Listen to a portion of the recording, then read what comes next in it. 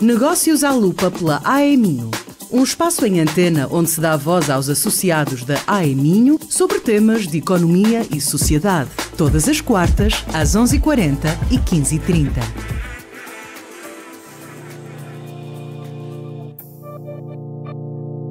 Olá, sejam bem-vindos a mais um Negócios à Lupa pela AEMinho. Hoje recebemos neste espaço Bernardo Maciel da Unity Consulting para nos falar como a celeridade na aprovação de fundos europeus pode facilitar o acesso das empresas a financiamentos para projetos de investimento. Bernardo, seja bem-vindo à Universitária e obrigado por aceitar o nosso convite para participar desse episódio. Eu começo por perguntar de que forma o Bernardo entende que a aprovação mais rápida dos fundos europeus pode beneficiar empresas, já que o Executivo garantiu recentemente que vai reduzir o tempo médio de decisão nas candidaturas ao Portugal 2030, estipulando um prazo máximo de decisão de 30 dias. Oi, Marcelo, antes de mais, boa tarde e obrigado pelo convite.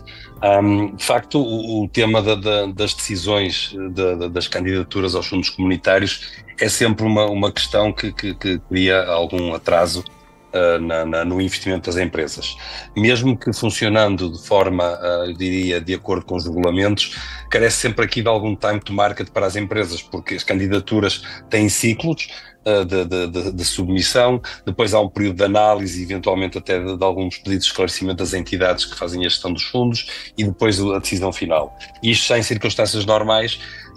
tem sempre uma demora de alguns meses. Se pensarmos que mesmo os projetos têm que ser preparados com alguma antecipação, podemos muitas vezes estar a falar de quase um ano, quando as coisas correm de forma célere. Ora, havendo alguns atrasos, como temos observado,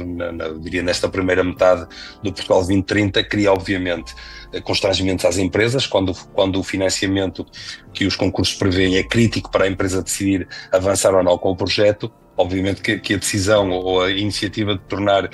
os processos de decisão mais rápidos, obviamente que ajuda. Este período, como eu dizia, é sempre um período demorado e, portanto, tudo aquilo que venha a acelerar, eu diria, não só as decisões, mas também a previsão dos concursos e as regras que eles têm, permite que as candidaturas sejam preparadas com mais tempo, com mais objetividade, para que assim que abram os concursos sejam feitas as submissões dos projetos a financiar. Portanto, obviamente são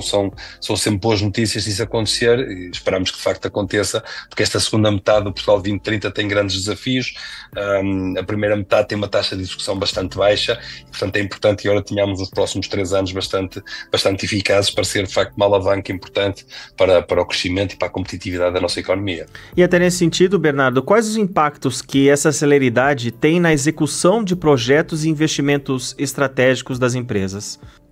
A celeridade é um pouco aquilo que eu dizia, que é, sendo um pouco académico, quando as empresas preparam um projeto de investimento, normalmente visa qualquer necessidade de mercado, seja para ir de facto nos projetos de internacionalização, atacar mercados novos onde a empresa quer estar presente, seja ao nível do ID ou da inovação produtiva, quando querem resolver um tema de inovação ou até de alguma disrupção no mercado. E, portanto, estas ferramentas devem estar o mais próximas daquilo que é o momento de decisão da empresa, porque da maneira que é dinâmica, quer hoje em dia a inovação, mas também até as mudanças que há nos mercados, fruto até dos conflitos que tivemos nos últimos anos, faz com que qualquer demora, para além daquilo que as empresas estão já a planear em sede de projeto, pode causar aqui uma dificuldade enorme, que é no momento em que o instrumento está disponível, que normalmente é relevante para a empresa decidir investir ou não. Uma vez vinda a decisão, pode a oportunidade já ter mudado, pode o mercado já ter mudado, pode a concorrência já ter tido algum avanço significativo no mesmo tipo de negócio e, portanto, a celeridade é sempre crítica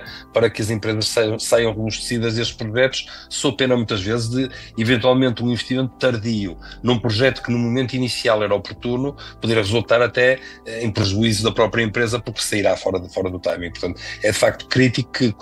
sejam conhecidas bem as regras dos concursos, os timings da sua abertura e, obviamente, a decisão, como o Marcelo pergunta, é crítico para que tudo isto aconteça. E, Bernardo, até falar um pouco mais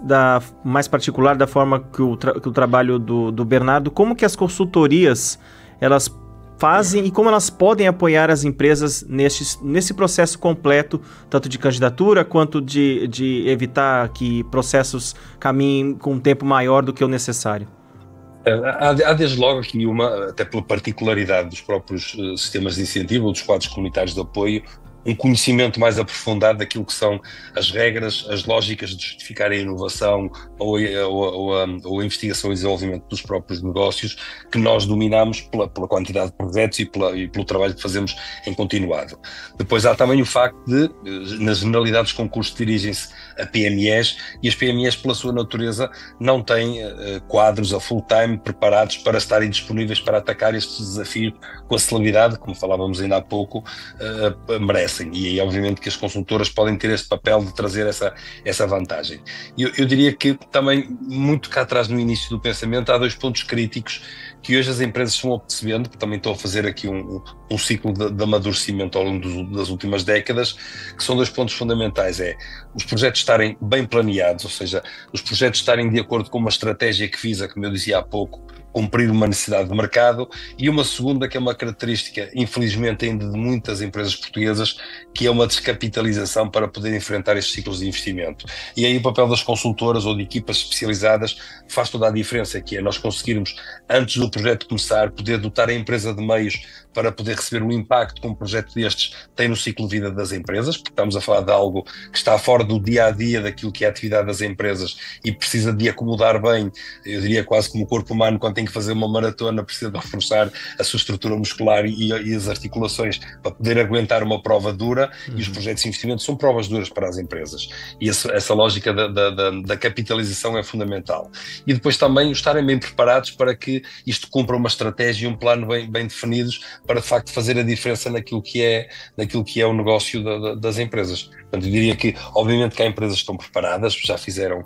candidaturas em anos anteriores ou em quadros comunitários anteriores, mas eu diria, obviamente, puxando aqui a brasa à nossa sardinha, é muito importante rodear-se de equipas multidisciplinares como nós temos, com equipas de engenharia, equipa financeira, para poder, de uma forma muito mais competente, atacar estes ciclos de investimento. Há cada vez mais empresas a procurarem estes instrumentos, o que é positivo. Há uma lógica de democratização dos fundos comunitários que já vem do final do CREN e depois do Portugal 2020, e hoje há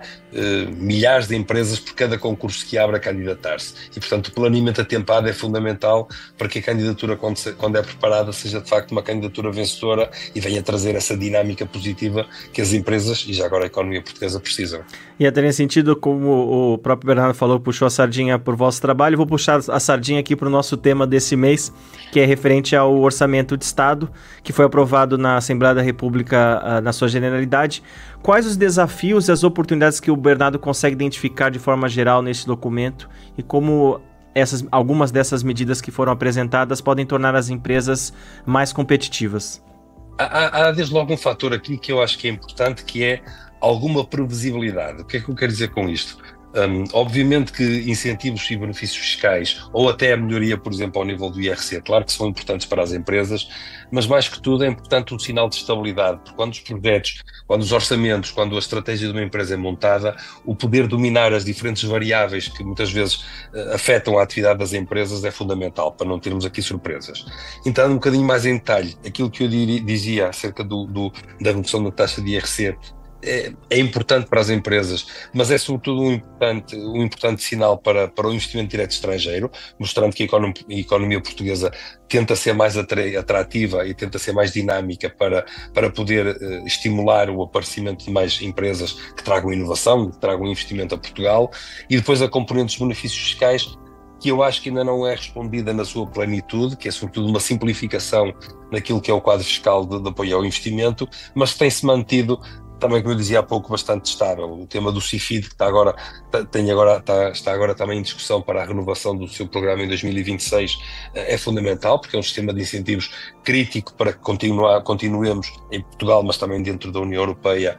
a termos cada vez mais investigação e desenvolvimento para sermos cada vez mais competitivos nestes mercados internacionais, e depois tudo aquilo que é os benefícios fiscais que apoiam o investimento e, portanto, que vai estando, eu diria, continuamente nos diferentes orçamentos já dos últimos anos. Portanto, eu diria que o sinal positivo aqui é alguma estabilidade, alguma previsibilidade naquilo que são os instrumentos que as empresas têm que dominar na gestão do seu negócio. Tá certo, Bernardo. Agradeço ao Bernardo por se juntar a nós nesse episódio do Negócios à Lupa pela AEMIN. Muito obrigado, Bernardo. Muito obrigado, Marcelo. Obrigado.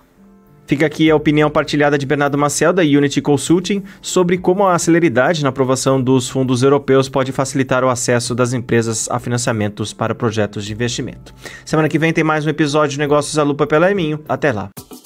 Negócios à Lupa pela AEMinho. Saiba mais em ae-minho.pt e acompanhe a atualidade através das redes sociais em facebook.com/Associação Empresarial do Minho e no LinkedIn AEMinho.